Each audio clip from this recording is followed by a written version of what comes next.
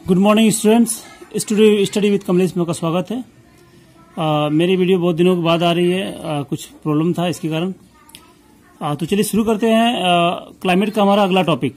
मैंने लास्ट दो वीडियो में क्लाइमेट का जो था टेम्परेचर और दूसरा कंपोनेंट प्रेशर, एटमॉस्फेरिक प्रेशर, दोनों के बारे में मैं बता चुका था। आज हमारा तीसरा कंपोनेंट है क्लाइमेट का ह्यूमिडिटी, ठीक है ना, आर्द्रता।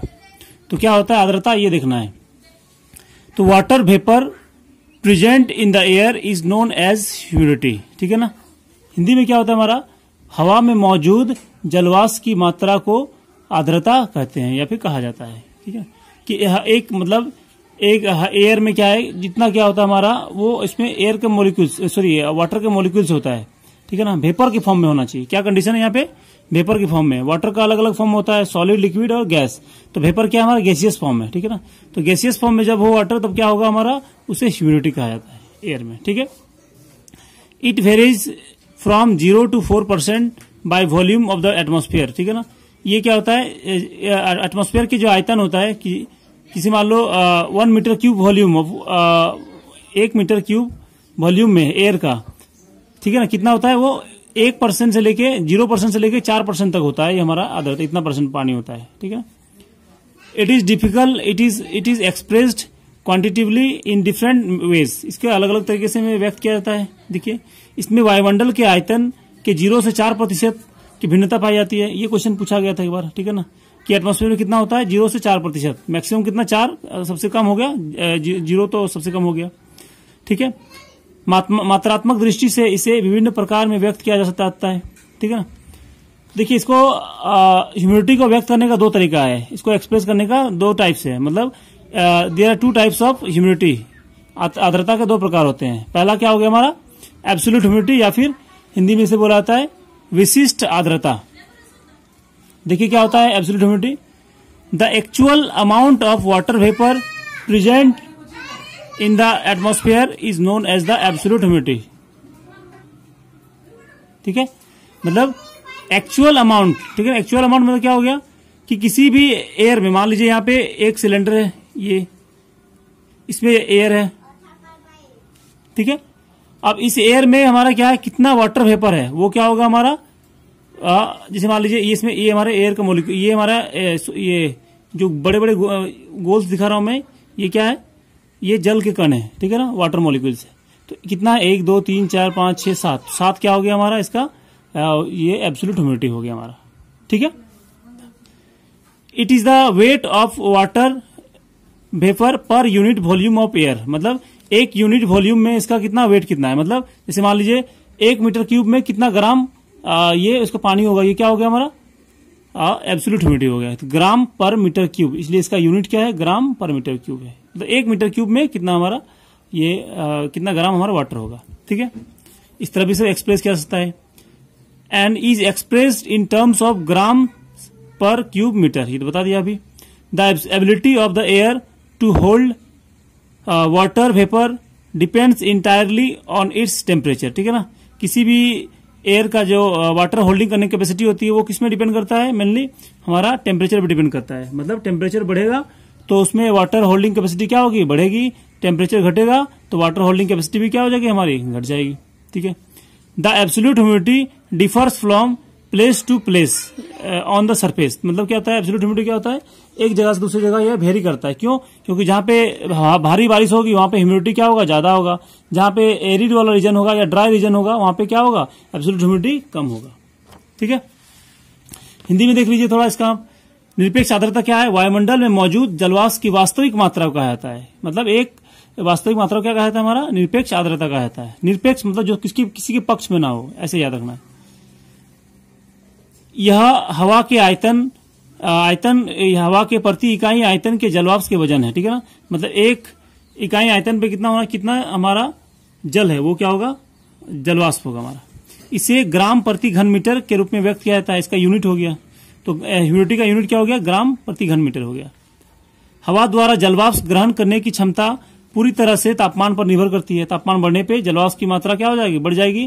तापमान घटने पर जलवाष्प की मात्रा घट जाएगी। इसीलिए बोला था, आप ध्यान देंगे कि जितना गर्मी होगा उतनी ज्यादा बारिश होती है, ऐसा बोला जाता है। ठीक है ना। लेकिन ऐसा कहाँ पे होगा जहां पे पानी का सोर्स होना चाहिए, तभी तो बारिश होगी, सिर्फ गर्मी से बारिश नहीं होती है, ठीक है। निरपेक्ष आर्द्रता पृथ्वी की सतह पर अलग अलग स्थानों पर अलग अलग होती है, अभी मैंने बताया, क्योंकि अलग अलग जगह पे क्या होता है, अलग अलग कंडीशंस होते हैं। जहां भारी बारिश वाले क्षेत्र में क्या होगा, ज्यादा वहां पे आर्द्रता होगी, और ड्राई वाले रीजन में कम होगा, शुष्क क्षेत्र में।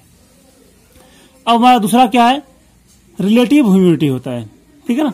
आप रिलेटिव ह्यूमिडिटी को समझने से पहले, मतलब सापेक्षिक आर्द्रता को समझने से पहले एक चीज मैं पहले बताना चाहता हूं। पहले ये देख लीजिए कि जैसे मान लीजिए ये हो गया हमारा एक कोई कंटेनर है, इसका वॉल्यूम कितना है, मान लीजिए 1 मीटर क्यूब है, ठीक है ना। इसका वॉल्यूम क्या हो गया हमारा, मतलब आयतन कितना हो गया हमारा, 1 मीटर क्यूब है।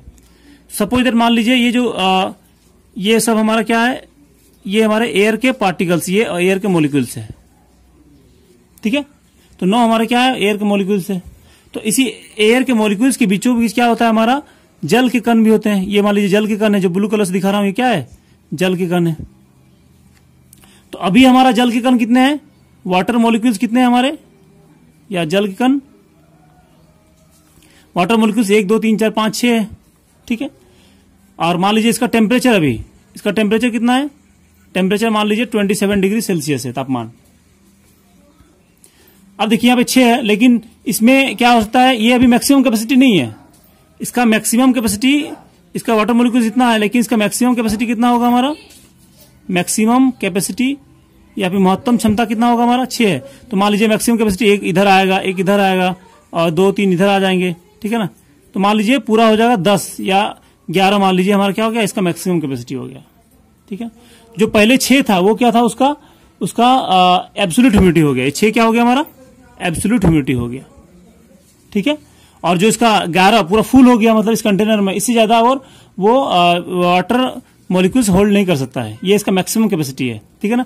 तो मैक्सिमम कैपेसिटी कितना हो गया हमारा, ये 11 हो गया, ठीक है ना, ये हो गया। तो ये क्या हो गया हमारा, मैक्सिमम कैपेसिटी हो गया।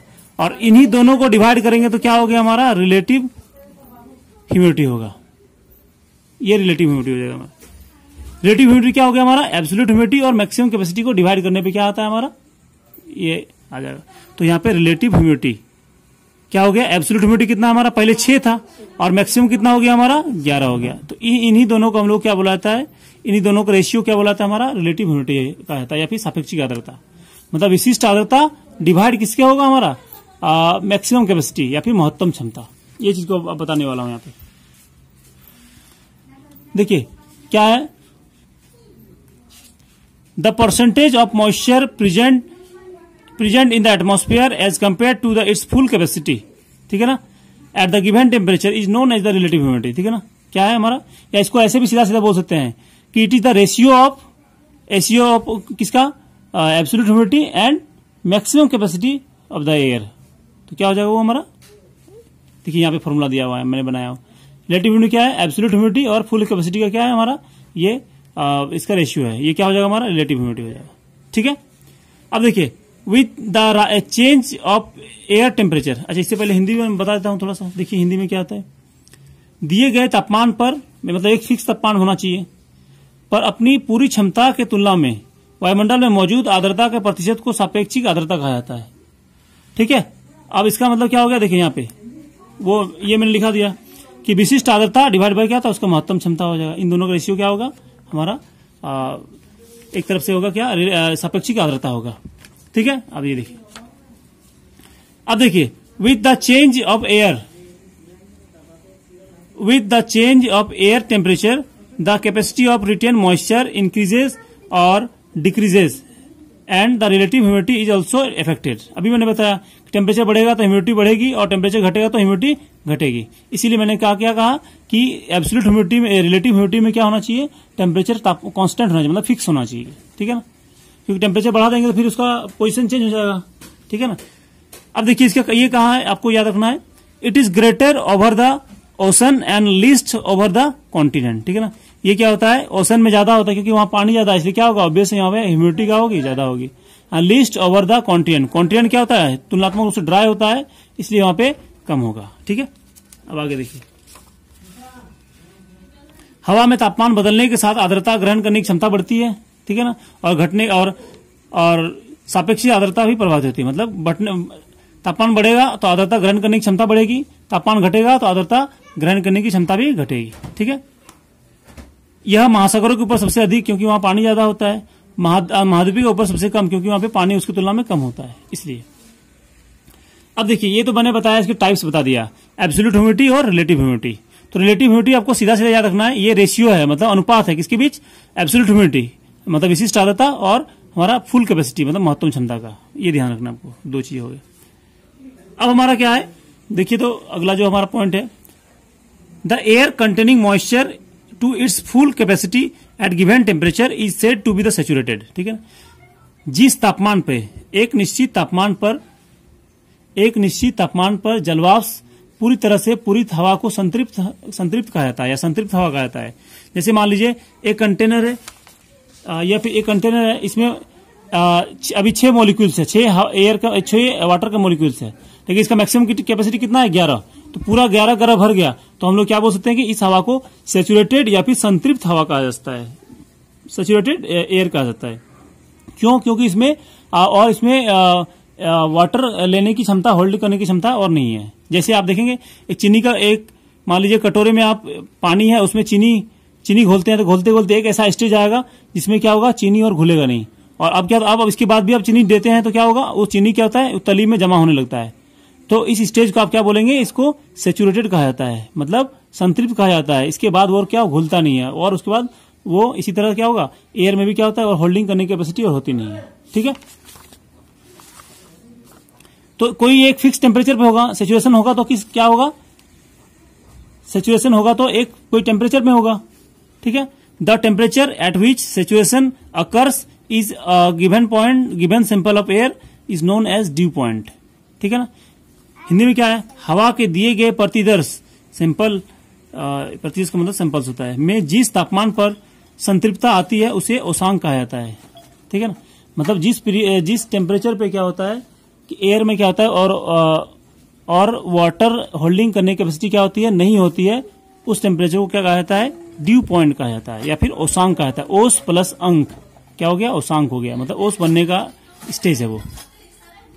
ठीक है, ये हो गया हमारा। तो ये हमारा हो गया जनरल इंट्रोडक्शन के इसके टाइप्स के बारे में। अब हम लोग आते हैं क्या, कंडेंसेशन के बारे में। देखिए,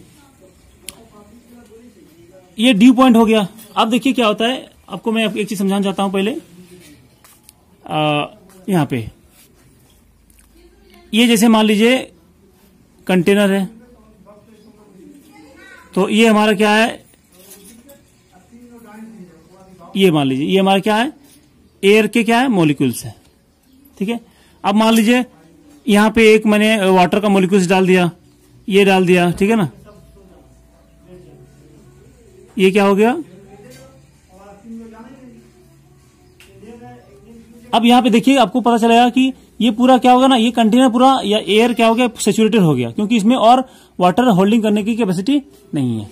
इसका मतलब क्या है, तो इस स्टेज को क्या बोला जाता है, सैचुरेटेड स्टेट कहा जाता है या फिर संतृप्त स्टेज कहा जाएगा। और जिस टेम्परेचर पे ये लगा, मान लीजिए इसमें टेम्परेचर इस समय कितना है, 27 डिग्री, तो इस टेम्परेचर को क्या कहा जाएगा, ओसांक कहा जाएगा या ड्यू पॉइंट कहा जाएगा। अब बताइए, अब जब ऐसा होगा ना, जब सैचुरेशन आ जाएगा, ड्यू पॉइंट के समय सैचुरेशन आ जाएगा, तब क्या होगा, ये जो वाटर के मॉलिक्यूल्स क्या होते हैं, बहुत ही पास होते हैं। ठीक है ना, वाटर वेपर के जो मॉलिक्यूल्स होते हैं, वाटर मॉलिक्यूल्स नहीं, सॉरी, वाटर वेपर के मॉलिक्यूल्स पास होते हैं। पास होने के कारण क्या होता है, ये दोनों सट जाएंगे, और सटने के कारण क्या होगा, ये क्या था, बड़ा वाटर ड्रॉपलेट्स में कन्वर्ट हो जाता है। देखिए ये क्या हो गया, वाटर वेपर था, मतलब जलवाष्प के कारण, ये किस में कन्वर्ट हो गया, वाटर मॉलिक्यूल्स हो गया। मतलब ये क्या था, गैस था, और इसमें क्या हो गया, हमारा लिक्विड हो गया। तो इसके बाद क्या हो गया, इस कंडीशन में कन्वर्ट हो जाता है। तो इसी प्रोसेस को हम लोग कंडेंसेशन बोलते हैं या संघनन बोलते हैं। जलवाष्प का जल के कणों में परिवर्तन होने की प्रक्रिया को क्या कहा जाता है, कंडेंसेशन या संघनन कहा जाता है। The process of changing water vapour into water molecules is known as condensation. ठीक है ना, तो कंडेंसेशन कब होता है, जब सैचुरेशन होगा। ठीक है ना, सैचुरेशन कब होगा, जब पूरा एयर पूरी तरह से फुल हो जाएगा। ठीक है, तब हम लोग क्या पढ़ना है, कंडेंसेशन। ये रिलेशन मैंने समझाया। कंडेंसेशन कब होगा, बार बार मैं समझा रहा हूं, कंडेंसेशन तभी होगा जब सैचुरेशन होगा। सैचुरेशन के बाद क्या होगा, वो वाटर मॉलिक्यूल्स क्या होगा, वाटर वेपर क्या होगा, वाटर मॉलिक्यूल्स में कन्वर्ट हो जाएगा। ठीक है ना, ये वाला चीज। अब हम लोग क्या पढ़ना है, कंडेंसेशन के टाइप्स पढ़ना है। तो there are 3 types of condensation. देखिए पहले मैं मैप बताता हूं, ठीक है। कंडेंसेशन का परिभाषा मैं बता चुका हूं। The process of changing water molecules into water vapour into the process of changing water vapour into water molecules is known as condensation. जलवाष्प का जल के कणों में बदलने की प्रक्रिया को संघनन कहा जाता है, ठीक है। तो कंडेंसेशन में क्या होता है हमारा, 3 टाइप्स होते हैं। There are 3 types of condensation. On the surface, एक जो होता है सतह पर होता है हमारा, एक होता है हमारा क्या जस्ट अबव द सरफेस, एक अबव द सरफेस होता है, सतह पर, सतह से थोड़ी ऊपर, और दूसरा क्या होगा सतह से एकदम ऊपर, ठीक है ना। जो कंडेंसेशन हमारा सतह पर बनता है उससे क्या बनता है हमारा, ड्यू बनता है, ओस बनता है और फ्रॉस्ट बनता है, पाला बनता है, ठीक है।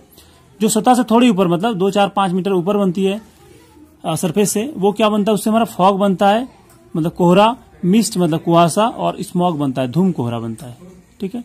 और जो अबव द सरफेस बनता है उससे क्या होता है हमारा लो क्लाउड, मतलब उसको क्लाउड्स बनता है। तो क्लाउड भी 3 तरह का होता है, लो क्लाउड, मिडिल क्लाउड और हाई क्लाउड हो गया, तीनों हमको पढ़ना है, ठीक है। सबसे पहले 1 बाय 1 करना है हम लोग, किसके बारे में, ऑन द सरफेस के बारे में, मतलब ड्यू और फ्रॉस्ट के बारे में, ठीक है। तो चलिए शुरू करते हैं एक एक के बारे में। तो आप ये देख लीजिए, इस मैप को आपको शायद दिख रहा होगा, ठीक है ना। ये मैंने लिखा है, ये क्या हमारा सरफेस में, सरफेस से अबव हो गया, और इसके ऊपर क्या हो गया, यहां से 1, 2, 3 ये हमारा क्लाउड्स बनेगा, इसके लिए फिगर बनाया हमें, ठीक है। तो पहले देख लीजिए आप कौन सा ड्यू। तो ड्यू होता क्या है, 2 चीजें देखना है, ड्यू और फ्रॉस्ट में अंतर क्या है। मैं पहले इसको एक वर्ड में समझा दिया, यहाँ पे देखिए ड्यू पॉइंट, ये आप जानते हैं ड्यू पॉइंट के बारे में बता चुका हूं कि जब भी ड्यू पॉइंट या ओसांक सेचुरेशन पॉइंट, ठीक है ना, जब 0 डिग्री से अधिक हो, 0 डिग्री से मतलब अधिक मतलब 1, 2, 3, 2 डिग्री, 3 डिग्री, 4 डिग्री कुछ भी हो सकता है, ठीक है ना, 7 डिग्री, 25 डिग्री कुछ भी हो सकता है। तब 0 डिग्री से अधिक हो तब क्या बनता है, ओस बनता है, ठीक है ना। और जब ड्यू पॉइंट 0 से कम होता है, मतलब माइनस में रहता हो, ठीक है ना, तो उसमें क्या बनेगा हमारा, फ्रॉस्ट बनेगा, ठीक है। वो कैसा है देखिए, अब मैंने आपको बताया कि जब 0 से ज्यादा रहेगा, इसका मतलब क्या होगा, वो 0 से ज्यादा रहेगा मतलब वो सॉलिड, उसके जो जब वो वाटर वेपर जमेगा किसमें, वाटर मॉलिक्यूल्स में, वो क्या होगा, सॉलिड होगा। क्यों होगा सॉलिड, क्योंकि उसमें 0 से कम, सॉरी वो लिक्विड फॉर्म में होगा, मैं वो गलत बता रहा हूं। सॉलिड कब होगा, जब वो 0 डिग्री से कम होगा, जो माइनस में होगा तो बर्फ के रूप में जम जाएगा। तो 0 से कम होगा तो क्या, आइस क्रिस्टल के रूप में ये बर्फ के बर्फ के रूप में ये जम जाएगा। यहाँ पे देखिए पेड़ पौधों में, ठीक है ना, जमीन पे क्या होगा, ये पानी क्या हो जाएगा, जम जाएगा ऐसे, ठीक है ना, ऐसे जम जाएगा आइस क्रिस्टल के रूप में, ठीक है। तो इसे क्या कहा जाता है, फ्रॉस्ट कहा जाता है, पाला कहा जाता है, ठीक है ना। लेकिन जब 0 डिग्री से क्या होता है, ज्यादा होता है ड्यू पॉइंट, सेचुरेशन पॉइंट, ठीक है ना, संतृप्त पॉइंट, तो इससे क्या होता है, वो वाटर वेपर क्या होता है, वाटर मॉलिक्यूल्स के रूप में, छोटे छोटे बूंद के रूप में क्या होगा, ये इस तरह से हो जाएगा। पेड़ पौधे में आप देखते होंगे, सुबह सुबह आपको दिखाई मिलता होगा, ठीक है ना, ये जमीन में या पेड़ पौधे में या पत्थरों में क्या होता है, ऐसे आपको दिखाई मिलेंगे। तो ये क्या है हमारा, ये क्या है हमारा, ड्यू है, ओस है, ठीक है ना, ऐसे हो जाएगा, ठीक है। ये ओस आपको मिलेगा, समझ में आ रहा। तो कब होगा, एक ओस कब बनेगा, जब 0 डिग्री से ज्यादा हो, पाला कब बनेगा, 0 डिग्री से कम हो, सैचुरेशन पॉइंट, ठीक है। ये चीज के बारे में एक्सप्लेन कर दिया हूं मैं यहाँ पे। When the moisture is deposited in the form of water droplets, अभी मैंने बताया किस फॉर्म में होना चाहिए, वाटर ड्रॉपलेट्स के रूप में होना चाहिए, on the cooler surface of solid object, किसी कहां पे बनता है ये, ठोस सतह पे, ठोस सतह मतलब पत्तों पे बन सकता है, पेड़ पौधे के पत्तों पे बन सकता है, या फिर चट्टान पे, rather than nuclear of air above the earth surface, मतलब ये हवा में जो मोलिक्यूल्स एयर हैं, जैसे हवा में डस्ट पार्टिकल है, ठीक है ना, उनमें नहीं बनता, ये कहां बनता है, सतह पे बनेगा। सच एज कहां पे, स्टोन्स पे बनेगा, ग्रास के ऊपर जमता है, grass blades and plant leaves, it is known as dew. जब इस ऐसी जगह पे बने तो क्या बनता है, वो ड्यू कहा जाता है, ठीक है। कंडीशन मैंने बता चुका हूं। The ideal condition for the formation are clear sky, मतलब इसमें क्या होना चाहिए, स्काई बादल क्या साफ होना चाहिए, बादल साफ नहीं होगा तो क्या होगा, टेम्परेचर कम नहीं होगा, टेम्परेचर कम नहीं होगा तो फिर ये ओस बनेगा नहीं, ठीक है ना। काम एयर, काम एयर क्यों, शांत हवा क्यों होनी चाहिए, शांत हवा नहीं होगा तो उसका टेम्परेचर बढ़ सकता है या फिर घट सकता है, ठीक है ना, इसलिए होना चाहिए। फिर वो उसका सैचुरेशन पॉइंट चेंज हो जाएगा, इसलिए काम एयर होना चाहिए। हाई रिलेटिव ह्यूमिडिटी, मतलब उसमें पानी की मात्रा ज्यादा होना चाहिए तभी तो कन्वर्ट होगा, ठीक है। And cold and long nights, ठीक है ना, कोल्ड एंड लॉन्ग नाइट्स होगा तभी जाके ये होना चाहिए, क्योंकि ठंड उसमें ज्यादा पड़ेगी। For the formation of due it is necessary that the due point is above the freezing point. अभी मैंने बताया, मतलब ये 0 डिग्री से क्या होना, फ्रीजिंग पॉइंट मतलब 0 डिग्री, 0 डिग्री से क्या होना चाहिए, ज्यादा होना चाहिए, तब ये ड्यू बनेगा। हिंदी में देख लीजिए आप, जब आर्द्रता धरातल के ऊपर हवा में संघनन केंद्रों पर संघनित न होकर ठोस वस्तु जैसे पत्थर, घास तथा पौधों की पत्तियों पर ठंडी सतहों पर पानी की बूंदों के रूप में जमा होती है, तब इसे ओस के नाम से जाना जाता है। समझ में आ रहा है बात को?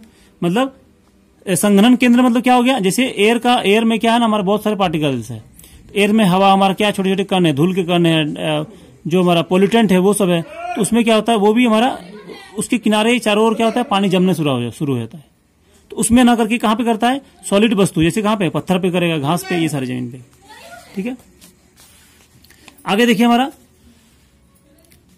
इसके बनने के लिए उपयुक्त अवस्थाएं क्या, साफ आकाश होना चाहिए, कारण मैंने बता चुका हूं अभी, शांत हवा, उच्च सापेक्ष आर्द्रता और ठंडी और लंबी रातें होनी चाहिए। ओस के बनने के लिए यह आवश्यक है कि ओसांक जमाव बिंदु से ऊपर हो। ठीक है ना, ये कंडीशन में बता चुका है। अगला कंडीशन क्या है हमारा, फ्रॉस्ट है। तो फ्रॉस्ट के लिए क्या होना चाहिए, सेम बता चुका हूं, फ्रॉस्ट मतलब पाला। Frost form and cold surface when the condensation takes place below the freezing point. ये कंडीशन पहले बताया मैंने, that is dew point is at or below the freezing point, मतलब 0 डिग्री होना चाहिए या फिर 0 डिग्री से कम होना चाहिए freezing point. The excess moist is deposited in the form of ice crystals, crystal के रूप में मिलेगा आपको, मतलब बर्फ के छोटे छोटे टुकड़े के रूप में, instead of water droplets. The ideal condition for the formation of white frost are same as those for the formation of dew. मतलब जो कंडीशन ड्यू के लिए होना चाहिए, इसका स्काई क्या होना चाहिए, साफ होना चाहिए, क्लियर स्काई होना चाहिए, वो सारे कंडीशन इसमें भी लागू होंगे। Except that the air temperature must be at or below the freezing point. बस अंतर सिर्फ क्या है, टेम्परेचर का ही है। ठीक है ना, फ्रीजिंग पॉइंट का उसमें क्या होता है, फ्रीजिंग पॉइंट से अबव होता है, इसमें फ्रीजिंग पॉइंट या फ्रीजिंग पॉइंट से बिलो होता है, बस ये ध्यान रखना है। तुषार ठंडी सतहों पर बनता है, तो जब संघनन तापमान के जमाव बिंदु से नीचे चले जाते हैं, अर्थात ओसांक जमाव बिंदु के बजाय छोटे छोटे बर्फ के रवो मतलब आइस क्रिस्टल के रूप में जमा होती है।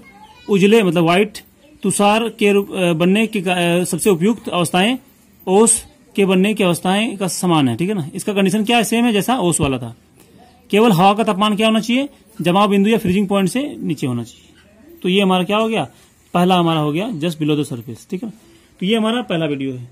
तो अगली वीडियो में बताऊंगा आपको सेकंड वाला और थर्ड वाला बताऊंगा, वीडियो लंबी हो जाएगी। ठीक है ना, तो पहले आप इसको देख लीजिए, फिर मैं अगला नेक्स्ट वीडियो बताऊंगा आपको। तो आज फिर इतना रखता हूँ, फिर नेक्स्ट वीडियो में जब भी होगा आपको कोई दिक्कत है तो आप इसमें बता सकते हो। ठीक है ना, बहुत कंसेप्चुअल है, आराम से पढ़ना है थोड़ा, ठीक है ना, इसलिए एक एक करके आपको देखते जाना है, कंटिन्यूस रखना है। सारे बहुत ही हार्ड टॉपिक है क्लाइमेट हमारा। ठीक है ना, आपको समझ में दिक्कत कोई हो तो मैं व्हाट्सएप ग्रुप दिया हूँ, उसमें आप मुझे क्वेश्चन कर सकते हैं, मैं आपको वहां पे सॉल्व करा दूंगा। ठीक है, थैंक यू।